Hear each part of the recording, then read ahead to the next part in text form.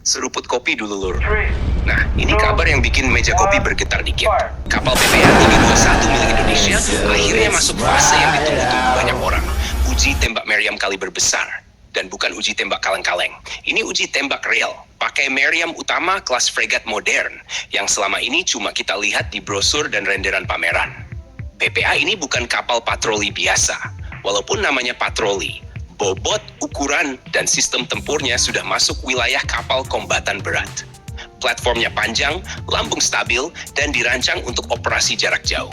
Saat meriam utama ditembakkan, ini bukan cuma soal door, tapi pembuktian bahwa struktur kapal, sistem kendali tembak, sensor, dan integrasi CMS benar-benar bekerja sebagai satu kesatuan. Meriam utama yang diuji ini kaliber besar, kelas 127 mm. Ini kaliber yang jarang dipakai di kawasan Asia Tenggara. Kebanyakan negara masih bermain di 100 mm atau bahkan 76 mm. Jadi ketika PPA 321 menyalakan meriam ini, secara simbolik Indonesia langsung lompat satu kelas. Yang diuji bukan cuma tembakan tunggal, tapi juga akurasi, kestabilan laras, kecepatan reaksi sistem, dan sinkronisasi dengan radar penjak sasaran. Target laut, target permukaan, semua diproses lewat sistem digital. Bukan lagi pakai perhitungan manual ala kapal tua. Dan disinilah letak poin pentingnya. PPA ini bukan sekadar kapal beli jadi. Seluruh sistemnya modular. Artinya ke depan bisa diintegrasikan dengan senjata lain, baik buatan barat maupun buatan dalam negeri. Meriam besar ini cuma satu bagian dari ekosistem tempur yang lebih luas. Kalau kita bandingkan dengan kapal-kapal di kawasan, jujur saja, uji tembak meriam sebesar ini masih sangat jarang. Bahkan beberapa negara tetangga belum tentu berani melakukan uji tembak terbuka dengan kaliber sekelas ini. Bukan karena tidak mampu, tapi karena kompleksitasnya tinggi dan risikonya besar. Jadi ya, maaf Malaysia, jangan iri. Ini bukan pamer kosong, tapi hasil dari investasi panjang di platform kelas berat. Kapal ini dirancang bukan cuma untuk patroli, tapi untuk kehadiran militer di laut lepas, pengawalan, hingga proyeksi kekuatan terbatas.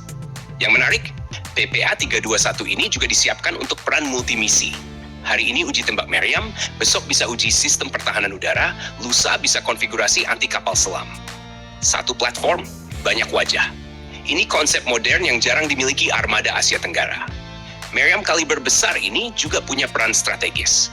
Bukan cuma menghancurkan target, tapi juga sebagai alat deterrence. Sekali kapal muncul di radar lawan, mereka sudah tahu ini bukan kapal patroli biasa. Ini kapal yang bisa bicara keras kalau diperlukan. Dan jangan lupa, uji tembak ini juga jadi ajang pembelajaran kru.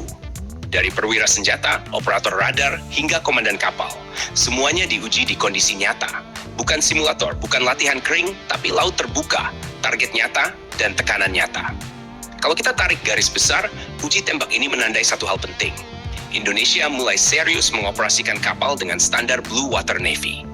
Bukan cuma jumlah, tapi kualitas dan kemampuan tempur yang bisa diandalkan. Kedepan, PPA 321 ini masih punya banyak potensi. Integrasi rudal, sensor tambahan, hingga kemungkinan TOT ke sistem lokal. Jadi apa yang kita lihat hari ini hanyalah pembuka. Jadi buat yang masih bilang ini cuma kapal mahal tanpa taring, uji tembak meriam ini jawabannya. Taringnya ada, tinggal diasah dan dimaksimalkan. Jangan lupa subscribe, like, dan komen di bawah sambil ngopi kira-kira menurut kalian. Langkah berikutnya, PPA 321 bakal uji sistem apa lagi?